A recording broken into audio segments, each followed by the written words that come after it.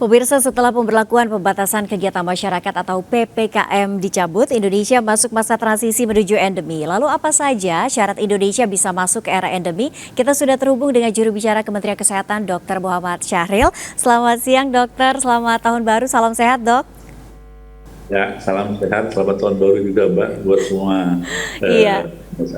Baik, terima kasih, dok. Sekarang kan kita sudah masuk masa transisi menuju endemi begitu ya. Seberapa siap sebetulnya Indonesia menuju endemi, dan kemudian apa saja syarat suatu negara, katakanlah misalnya Indonesia gitu, dinyatakan endemi? Ya, terima kasih. Jadi pertama kita bersyukur bahwasanya di tahun baru tahun ini kita hampir sebagian besar masyarakat dapat bergembira merayakan tahun baru ya. Kita lihat tadi begitu gembiranya masyarakat. Jadi ada 3 ya parameter yang menjadi ukuran dari WHO. Yang pertama adalah jumlah kasus atau kasus konfirmasi ya. Yang kedua adalah angka kematian. Yang ketiga adalah hospitalisasi atau angka yang dirawat. Nah, yang ketiga parameter ini menjadi ukuran penting untuk pengendalian COVID.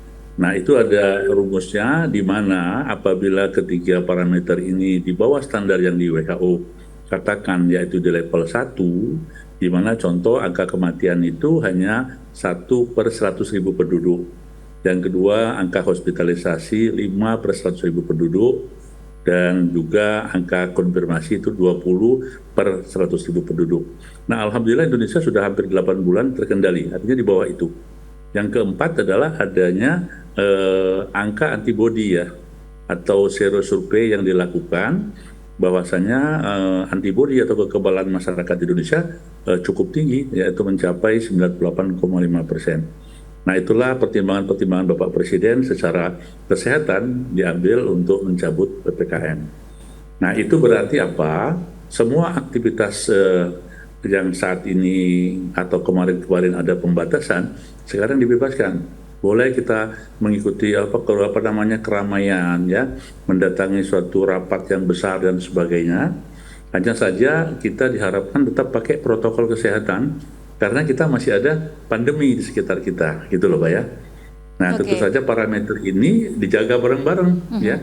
Bukan berarti parameter ini stop sampai di sini karena pandemi belum selesai. Iya, artinya tadi dokter sempat mengatakan bahwa cakupan vaksinasi sudah lumayan ya. Apakah masyarakat kita sudah mencapai herd immunity, dok? Ya, jadi serosurvei atau yang disebut dengan tingginya titer antibodi atau kekebalan di tubuh masyarakat Indonesia dengan serosurvei penelitian itu menunjukkan angka yang tinggi, Pak, 98,5%. Nah, itu menjadi rekomendasi untuk dicabutnya PPKM kemarin. Nah, tetapi keempat parameter tadi harus kita jaga terus, Pak ya, sampai betul-betul kita juga bersama negara-negara lain itu dapat dicabutnya pandemi oleh WHO gitu, Pak. Oke, baik. Bagaimana kita memaknai masa transisi ini, dok? Kemudian apa yang harus kita sikapi? Ya, jadi kita memaknai begini, kita dibebaskan pembatasan-pembatasan kegiatan kemasyarakatan ini, Pak ya. Seperti dulu kan ada WFO, WFH ya. Kemudian bagaimana kalau kita masuk dalam suatu fasilitas publik, kalau dia di level 2 50%, kalau di level 1 boleh 100% dan sebagainya itu. Nah, sekarang tidak ada lagi. Jadi semua itu bebas ya. Jadi tidak ada lagi pembatasan kegiatan masyarakat. Hanya saja kita mengingatkan bahwasanya saat ini pandemi ini secara dunia masih ada. Nah, salah satu upaya yang harus kita lakukan agar kita mengawal ini terus, Pak ya, karena ini belum berakhir ini, yaitu dengan protokol kesehatan dan vaksinasi. Jadi dua hal ini, dua jadi satu ini menjadi bagian penting bagi kita agar masyarakat ikut berperan ya, di sini.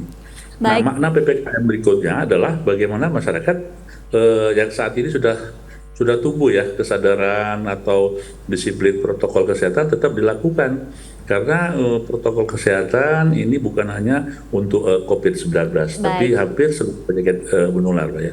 Terima kasih atas sharingnya, Dr. Muhammad Syahril, juru bicara Kementerian Kesehatan. Selamat siang, dok. Selamat beraktivitas kembali.